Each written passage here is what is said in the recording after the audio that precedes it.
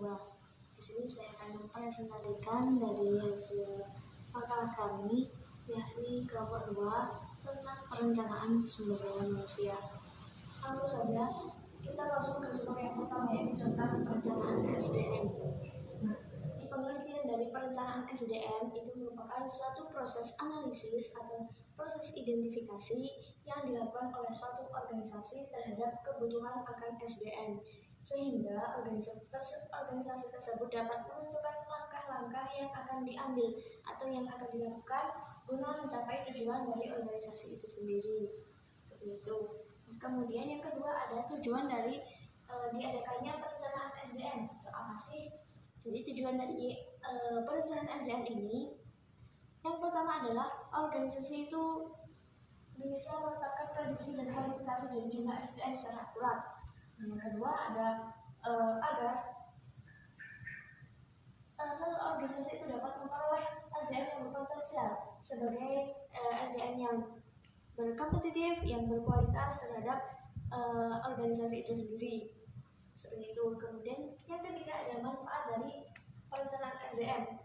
Manfaatnya ada 3, mengoptimalkan, memperkirakan, dan juga sebagai dasar. Maksudnya apa sih? Yang pertama mengoptimalkan apa? Mengoptimalkan sumber daya manusia yang sudah ada. Jadi kita tidak meninggalkan SDM yang sudah ada. Kita tidak mengabaikan. Kita tidak mengabaikan SDM yang sudah ada. Jadi kita tetap mengoptimalkan SDM yang sudah ada. Dan adanya perencanaan SDM ini kita merencanakan tetap mengoptimalkan SDM yang sudah ada. Kemudian manfaat yang kedua, memperkirakan SDM yang akan dibutuhkan di masa yang akan datang. Dan manfaat yang ketiga sebagai dasar dari penyusunan program-program dari SDM. Seperti itu. Selanjutnya tidak menyimak karya, nanti misal ada yang ditanyakan atau belum paham bisa ditanyakan. Baik, sebab selanjutnya yaitu permintaan SDM. Nah, adanya permintaan SDM ini terpengaruhi oleh beberapa faktor. Nah, faktor yang memunculkan dari adanya permintaan SDM ini ada 3. Nah, faktor yang pertama yaitu faktor eksternal. Faktor eksternal ini meliputi perekonomian, sosial, politik, hukum, kemudian ada faktor teknologi, dan juga ada pesaing. Ini adalah faktor eksternal dari yang memunculkan sumber daya manusia, permintaan sumber daya manusia. Yang kedua ada faktor dari organisasi. Ini diantaranya ada rencana yang strategis, kemudian ada anggaran, perakiraan penjualan dan produksi, kemudian unit usaha baru, dan juga perencanaan organisasi dan pekerjaan. Itu dari faktor organisasi. Kemudian faktor yang memunculkan permintaan sumber daya manusia yang terakhir yaitu faktor tenaga kerja. Nah, faktor tenaga kerja ini diantaranya yaitu pensiun, kemudian pengunduran diri, kemudian pemutusan hubungan kerja, dan cuti, kemudian kematian meninggal dunia. Itu faktor dari tenaga kerja. Jadi, pengadaan sumber daya manusia itu adalah suatu usaha, sebuah usaha yang direncanakan atau diarahkan untuk mendapatkan tenaga kerja yang berkualitas dan berkualitas yang tepat, sehingga ini diperlukan untuk mencapai tujuan organisasi. Itu. Kemudian tahapan dari pengadaan SDM. Yang pertama adalah tahap analisis, jadi menganalisis pekerjaan yang seperti apa yang cocok untuk sebagai SDM yang seperti ini, seperti itu. Kemudian setelah adanya analisis, ini ada uraian tentang apa yang telah dianalisis tadi.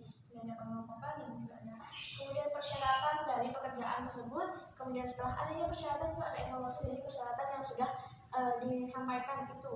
Kemudian ada penyederhanaan, ada pengayaan, dan juga yang terakhir ada perluasan. Seperti itu. Mungkin saya rasa itu yang dapat saya sampaikan. Di sini banyak kurangnya, saya mohon maaf. Dan selanjutnya akan disampaikan oleh teman saya yaitu saudari Faizatul Laila. Di sini saya akan melanjutkan presentasi sebelumnya. Saya akan mempresentasikan tentang faktor-faktor yang mempengaruhi perencanaan SDM. Faktor-faktor tersebut ada 2. Yang pertama adalah faktor internal atau faktor yang berasal dari dalam organisasi itu sendiri, seperti kendala atau rancangan strategi, anggaran estimasi, perluasan usaha, rancangan organisasi, dan tugas pekerjaan. Yang kedua adalah faktor eksternal atau faktor yang berasal dari luar organisasi itu sendiri, seperti situasi ekonomi, sosial, budaya, politik. peraturan perundang-undangan, teknologi, dan persaingan. Semua itu dapat mempengaruhi faktor-faktor perencanaan SDM.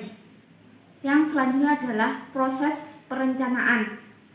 Perencanaan SDM terdapat 4 tahapan yang meliputi yang pertama, membuat sistem informasi SDM. Yang kedua, menentukan tujuan dan kebijakan SDM apakah sudah disetujui oleh manajemen puncak. Yang ketiga adalah merancang dan mengimplementasikan rencana dan pemrograman dalam kegiatan pekerjaan.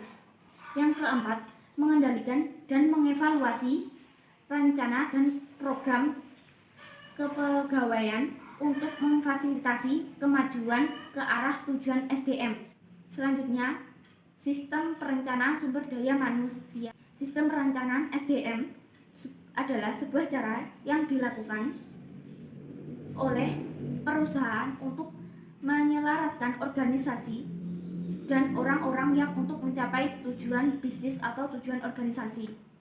Subsistem tersebut adalah yang pertama, penilaian kinerja dan sistem pemantauan untuk potensi. Yang kedua, sistem rekrutmen dan seleksi. Yang ketiga, program pelatihan dan pengembangan. Yang keempat, sistem kompensasi dan kompetitif. Sekian presentasi dari saya. Wassalamualaikum warahmatullahi wabarakatuh. Yeay!